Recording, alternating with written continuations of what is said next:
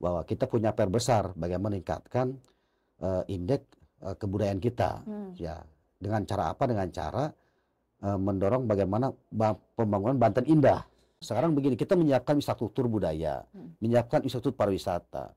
Tapi kalau masyarakat tidak sadar wisata, kemudian masyarakatnya tidak sadar budaya, maka apapun yang dibangun pemerintah nanti tidak merasa memiliki. Kita semua, ya terutama para pegiat medsos pun, kadang-kadang juga termotivasi oleh satu iklan di medsos, ya kan? Ada yang viral nih di sini. Nah kita umum datang ke sana kan gitu ya. Kan? Kita semua, ya terutama para pegiat medsos pun, kadang-kadang juga termotivasi oleh satu iklan di medsos, ya kan? Ada yang viral nih di sini. Nah kita umum datang ke sana kan gitu ya. Kan? Yuk kita kawal pemerintahan Provinsi Banten ini, memberikan masukan yang terbaik, karena yang paling tahu kondisi tantangan hari ini adalah teman-teman hari ini. Salah satu budaya Indonesia yang masuk ke UNESCO. Dan setiap provinsi ada kebudayaan ke situ, termasuk juga Banten. Nah, karena di Banten itu ada semua sebenarnya. Saya ya alhamdulillah ya dengan kita di DPR ini sering berkunjung ke berbagai daerah, sering membandingkan apa yang nggak ada di Banten.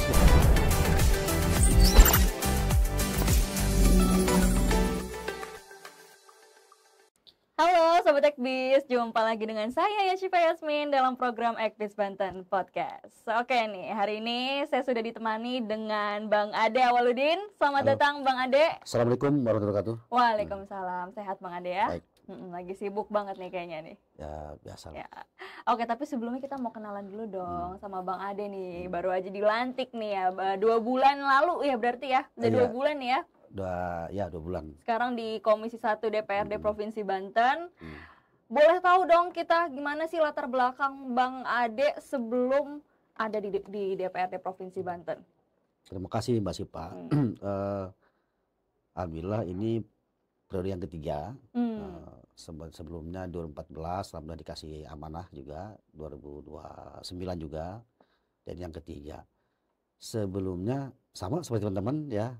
Ya parlemen jalanan lah, aktivis. Aktivis dari dulunya berarti ya. Aktivis, kita tidak pernah bermimpi juga jadi anggota dewan ya. Pokoknya bagaimana memupuk semangat, membangun sebanyak-banyak silaturahmi kan gitu. Lalu ya perjalanan mengikuti gitulah. Berarti emang dari dulunya tuh aktif banget nih jadi preman jalanan nih ya. Aktivis suka demo nih kayaknya dulu. Sekarang ini demo ya? Sekarang ini demo gantian. Lalu gimana? Ya 2021 saya keluar kuliah, lulus, kemudian pernah diberikan amanat mimpin organisasi kemahasiswaan ya, mahasiswa daerah tingkat Indonesia mungkin, karena cabangnya ada di berbagai wilayah. Ada 8 wilayah waktu itu, ada di Lampung, ada Priangan Timur, kemudian ada di Surabaya, ada di Jogja, kemudian Bandung, Bogor, Jakarta. Pokoknya ada banyak lah. Nah, Himata namanya, Himpunan Mahasiswa Tangerang. Ya, Himata itu terinspirasi daripada semangat Undang-Undang Otonomi Daerah. Waktu itu Undang-Undang 22 tahun 99 tentang otonomi daerah, di mana ada spirit di situ bahwa ke depan gitu kira-kira bahwa akan ada pemerintahan yang kuat di daerah gitu, yaitu otonomi daerah, kabupaten kota, bahwa akan ada pilkada langsung, sehingga teman-teman terinspirasi, wah kalau gitu kita harus balik ke daerah nih, ya, memperkuat daerah nih kayak gitulah. Maka sejaman itu, waktu itu banyak organisasi daerah yang lahir, muncul, yang kemudian menjamur di mana-mana. Ya esensinya bagaimana mereka bisa aktif berkolaborasi dengan daerah. Dan alhamdulillah sampai saat ini Himata masih ada, ya masih ada. Bahkan aset-asetnya pun ya dulu hasil dari hibah dari pemerintah daerah. Ada yang sifatnya pembangunan fisik, ada yang sifatnya beli rumah begitu. Sudah tersebar di mana-mana. Di Jogja kita punya lahan sekitar 600 meter luas. Kemudian 2 lantai, di Bandung juga luas. Di Banten juga ada di sini di perumahan Ciceri itu. Kemudian di Priangan Timur, di Tasikmalaya juga ada. Udah banyak banget berarti ya? Ya, asetnya sudah alhamdulillah banyak ya. Dan hari ini masih terpakai oleh teman-teman kemanfaatannya, dan ya itulah bentuk kolaborasi ya. Bentuk kesungguhan dari teman-teman berjuang, berkolaborasi, sehingga yang selama ini yang tadinya ya kontrak gitu, yang ngekos, akhirnya ada basecamp minimal gratis lah gitu. Iya, bener, Gitu. bener, bener. Tapi gimana deh, Bang Ade Hmm. ini mengejar kesempatan atau menjemput Hmm. kesempatan sampai akhirnya pertama kali menjadi anggota DPRD. Ini kan udah 3 kali berarti ya? Ya, Awalnya gimana tuh Bang? Pas ya, pertama kali ditawarin jadi dewan, ceritanya gimana boleh? betul sebelumnya saya di penyelenggara. Ya, Oh, saya sama kalau betul-betul mungkin dari bawah, saya juga pernah merasakan apa yang namanya jadi pengawas desa ya, pemantau seperti teman-teman mahasiswa, jadi pemantau desa ya, pernah juga masih pemantau desa, kemudian jadi pengawas tingkat kabupaten selama 2 tahun waktu pilkada gubernur, kemudian 2008 sampai 2013 saya diamanatkan menjadi anggota KPU Kabupaten Tangerang. Tidak pernah terpikir untuk maju nyalek, karena itu saya lumayan juga ininya sih memberi keputusannya agak lama lah, iya. karena buat saya agak mimpi juga sih, maksudnya kalau teman-teman mungkin maju jadi agak itu kan udah siap segalanya, kalau kita kan aktivis Iya, masih nggak punya apa-apa gitu bisa gitu, dibilang ya. Sedangkan ya hanya cukup untuk bertahan hidup lah gitu. gitu, bertahan hidup juga masih Nah, kita kira gitulah. Makanya mungkin ya Tuhan ngasih kesempatan saya untuk mencoba berkarir di situ. Ya alhamdulillah ya sampai saat ini kita yang penting terus menjaga silaturahmi lah. Ya. benar-benar. Terus membangun komunikasi dengan konstituen, terus membangun silaturahmi. Lalu Justru rezekinya juga datang dari situ ya Bang ya. Ya, kira-kira gitu. Oke, itu tadi perjalanan secupris Ya, ya. Secuplik ya. secuplik. Secuplik gimana perjalanan karir dari Bang Ade nih. Hari ini kita mau ngobrol-ngobrol seputar apa ya? Seputar budaya nih Bang. Ya. Boleh ya kita ngobrol-ngobrol seputar Menarik. budaya. Karena ini cukup menarik juga gitu. Tapi kita mau nanya dulu deh dari kacamata Bang Ade. Kacamatanya nggak dipakai. Kacamatanya nggak dipakai. Gimana memandang kebudayaan di Banten saat ini? Ya, indeks kebudayaan kita, indeks kebudayaan Banten kita di angka 52 berdasarkan BPS ya. Ini tentu butuh kerja keras untuk naik ya. Seperti disampaikan oleh Pak Gubernur kita kemarin, Pak Anda Soni, bahwa kita punya PR besar bagaimana meningkatkan indeks kebudayaan kita ya. Dengan cara apa? Dengan cara mendorong bagaimana pembangunan Banten Indah ya, Banten Indah ya, Banten Indah, dan mendorong ekonomi kreatif. Nah, jadi mungkin kita akan dorong juga program ke depan itu bagaimana memperbanyak sertifikasi kompetensi di bidang pariwisata. Ya, seperti halnya misalnya daerah Nusa Tenggara Barat (NTB), begitu menyiapkan tentang Mandalika, maka pemerintahnya pun juga mendorong peningkatan SDM di bidang pariwisata. Maka pemandu pariwisata di sana sudah bersertifikat, sertifikat pemandu pariwisata. Nah, ini yang kita mengharapkan ke depan, kalau semakin banyak talenta bersertifikat, ya maka SDM kita pasti naik.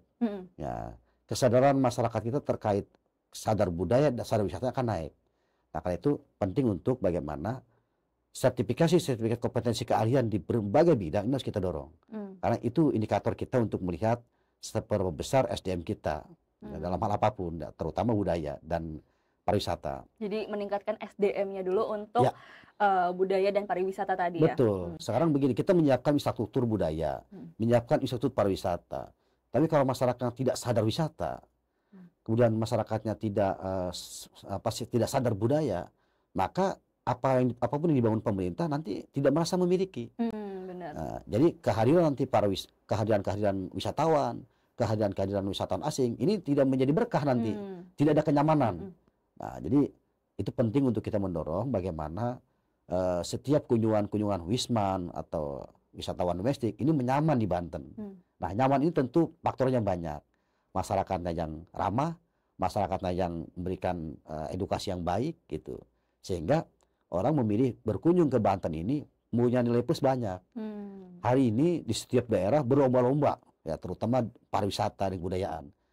Tapi nanti yang dicari plusnya apa gitu. Mereka pasti akan berhitung dengan kos sekian pergi ke Bandung, Jawa Barat, Jawa Timur misalnya, dan ke Banten.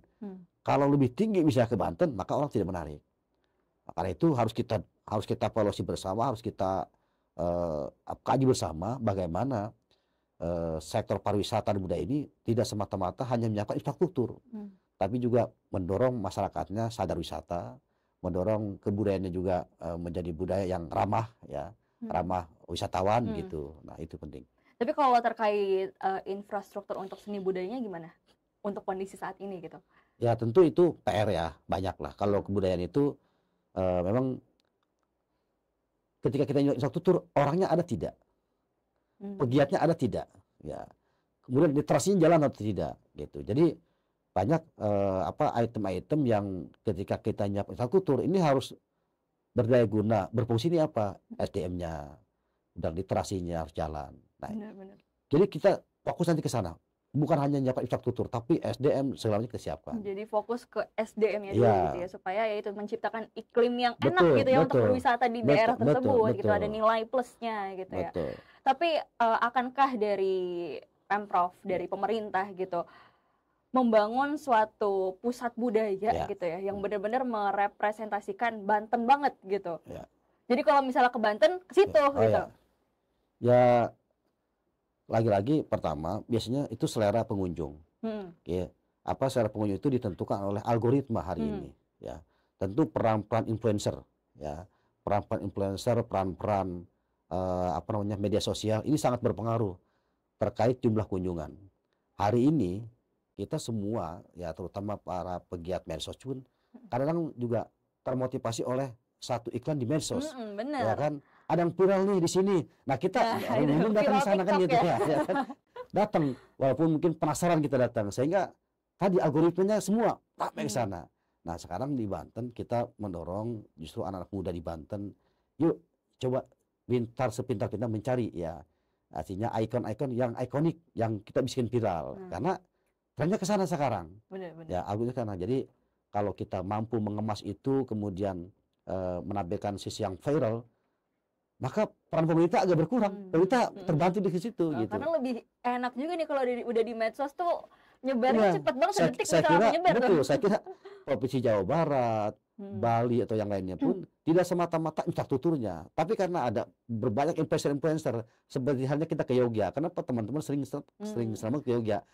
Karena selalu ikon-ikon baru, selalu ada kuliner-kuliner baru yang di-endorse teman-teman gitu. Sehingga itu yang men-trigger orang tetap pengen ke Yogyakarta. Nah, jadi mereka penasaran nih, pengen nyobain juga yang viral-viral. Sebenarnya mereka juga ikut-ikutan ya, ikut-ikutan aja gitu. Jadi itu tadi ya, jadi benar-benar mengoptimalkan dari segi digitalnya juga gitu. Selain tadi SDM-nya, terus mengoptimalkan segi digital dan juga infrastruktur udah pasti gitu ya. Makanya ya kita mengajak kepada teman-teman muda, talenta-talenta muda, yuk kita kawal pemerintahan Provinsi Banten ini, memberikan masukan yang terbaik, karena yang paling tahu kondisi tantangan hari ini adalah teman-teman hari ini. Ya, anak muda hari ini lebih tahu apa tantangannya, apa peluangnya. Sampaikan kepada pemerintahan hari ini loh Pak peluangnya, ini loh Pak talenta yang harus kita yang kita butuhkan. Jadi bidangnya apa gitu. Nah itu dia nih, ini gimana deh? Apakah ada langkah dari DPRD untuk bisa merangkul anak muda gitu loh, untuk sama-sama memajukan budaya di Banten? Ya, pintunya tetap diaspirasi. Bagaimana teman-teman ini memberikan aspirasi yang baik kepada Pemprov Banten melalui DPRD. Sampaikan itu. Ya, sampaikan itu lewat dialog, sampaikan lewat aspirasi gitu. Tidak selalu aksi-aksi. Kan aksi itu adalah jalan terakhir ketika putusnya komunikasi. Nah, saya kira kalau teman-teman di DPR, semua komisi terbuka. Ya, kita terbuka untuk menerima apapun aspirasi masyarakat. Gitu. Nanti justru itu modal buat kita. Aspirasi masyarakat ini modal buat kita untuk memberikan satu dorongan, satu masukan kepada pemerintah provinsi. Justru itu berkah sebenarnya buat teman-teman di DPR. Semakin banyak aspirasi yang datang itu, semakin banyak aspirasi yang masuk, ini berkah buat kita. Jadi ada ide-ide yang muncul nih ya. Iya, kira-kira gitu. Nah, tapi kira-kira DPRD kan budgeting juga ya? Ya, politik anggaran. Kalau boleh tahu, udah ada gambaran belum sih kira-kira budgeting untuk memajukan budaya dan pariwisata sebesar sekian gitu? Nah, itu kalau soal budgeting ada di Komisi 5. Kebetulan mohon maaf saya karena Komisi 1 saya tidak tahu anggaran di situ. Ya, ada Komisi 5 misalnya. Oke, jadi udahlah itu berarti bukan ranahnya Bapak ya. Bukan ranahnya Komisi 1, Komisi 5 ya untuk budgeting. Tapi sudah dipastikan benar-benar dianggarkan dengan baik lah ya untuk memajukan pariwisata dan juga budaya di Banten tadi. Oke nih, ngomong-ngomong budaya di Banten lagi kan ada banyak banget ya. Tapi sangat disayangkan nih Pak ya, apalagi di era globalisasi, di era serba digital, banyak banget informasi yang masuk melalui media sosial dengan sangat amat mudah, sehingga banyak sekali budaya-budaya luar yang masuk dan juga menggerus budaya lokal gitu. Gimana pandangan dari Bang Ade, dan ada gak sih langkah-langkah antisipasinya Pak biar budaya lokal itu tetap lestari gitu, tidak kalah gitu sama budaya-budaya yang baru? Akankah budaya-budaya lokal ini akan dilestarikan tapi dikemas dengan cara yang lebih kekinian gitu, entah itu dengan festival atau mungkin dengan apapun itulah, gimana Pak? Ya, jadi memang satu budaya itu harus dipentaskan, ya, satu kebudayaan itu harus diekspresikan. Nah, itu nanti adalah ujian bentuk ketahanan budaya itu sendiri. Kalau kebudayaan-kebudayaan itu tidak diekspresikan, kebudayaan-kebudayaan itu tidak ditampilkan, maka dia akan tergerus, akan terhilang, maka ketahanannya akan hilang. Nah, karena itu pemerintah kita berharap untuk mendorong, menjamin, memberikan ruang untuk seni-seni pertunjukan kebudayaan, gitu. Salah satu contoh misalnya, ya, keris itu adalah salah satu budaya Indonesia yang masuk UNESCO. Dan setiap provinsi ada kebudayaan keris itu, termasuk juga Banten. Nah, di Banten saya mendapatkan informasi terakhir, kebetulan sebelum Pak Padijon ini yang sekarang beliau Menteri Kebudayaan, beliau adalah penggerak daripada seni kebudayaan keris Nusantara. Nah, beliau menyampaikan bahwa memang di Banten juga ada salah satu tradisi pengrajin keris di daerah Warung Gunung, Waringin Kurung apa gitu ya, daerah Serang. Nah, ini kan berarti ada jejaknya di sana. Nah, kalau ini didorong kemudian, maka Banten akan punya kompetensi keahlian nanti dibilang pengrajin keris.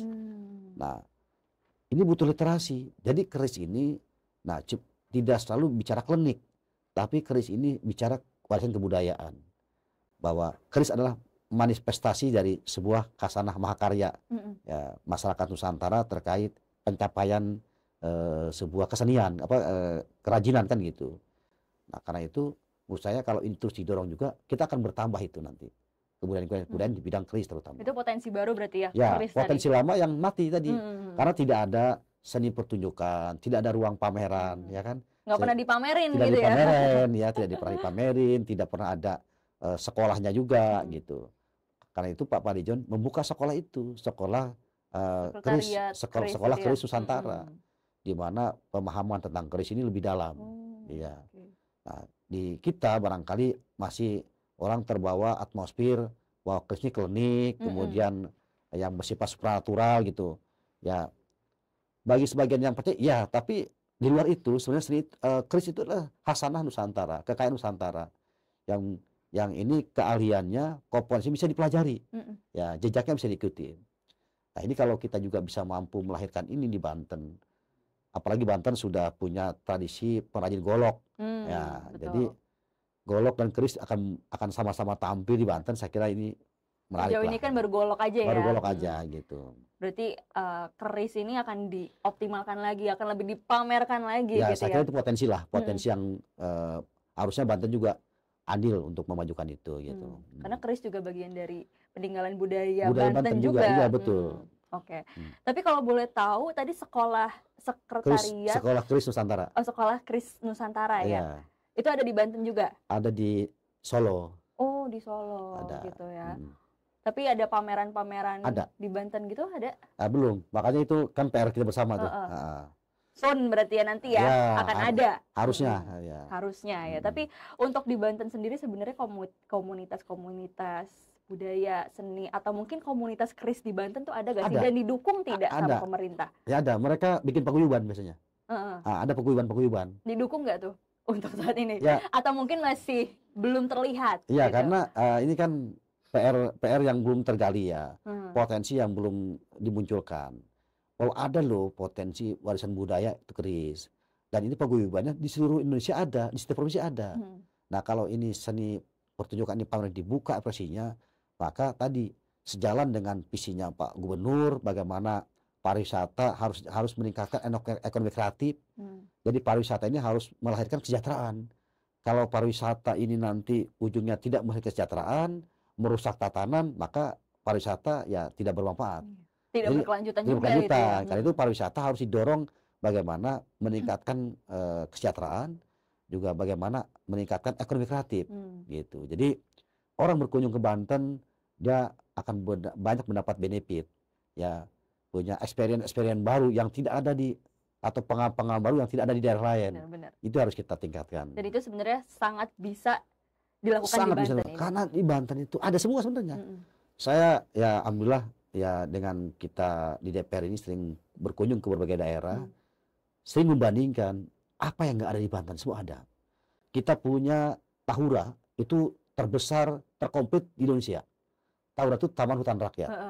Potensi pariwisata kita. Iya. Tahura itu gabungan bagaimana view laut ya dengan Taman Hutan Rakyat. Kita punya apa namanya Grand Canyonnya kan gitu, Curug Putri kan gitu. Bagaimana itu dari mulai Tahura ke Curug Putri, saya udah pernah ke sana soalnya. Bagus banget pasti ya. Itu punya jogging track yang luar biasa. Jadi kita wisatawan punya dapat sensasi trekking ya, jalan sehat, kemudian dapat pengalaman bisa mandi di air yang sumbernya dari Curug Putri gitu kan, punya dengan apa namanya batu-batu alam yang luar biasa. Experience ini nggak ada di daerah lain, hanya ada di Tahura tadi. Dengan setelah itu dia melihat view laut langsung, dan itu diakui oleh seluruh daerah bahwa Tahura kita terbaik se-Indonesia. Luar biasa. Betul. Ini jadi posisi banyak sebenarnya, posisi banyak. Dan Tahura ini juga punya ada hewan endemik. Apa tuh? Lutung kasarung. Jadi ada hewan monyet pernah hitam. lihat juga sih lutung kasarung. Bukan. Itu istilah lagi. Jadi monyet ekornya hitam, panjang. Iya. Jadi kalau sebut orang sana itu lutung kasarung kan hitam semua gitu ya. Jadi monyetnya hitam semua, ekor panjang. Ada endemiknya.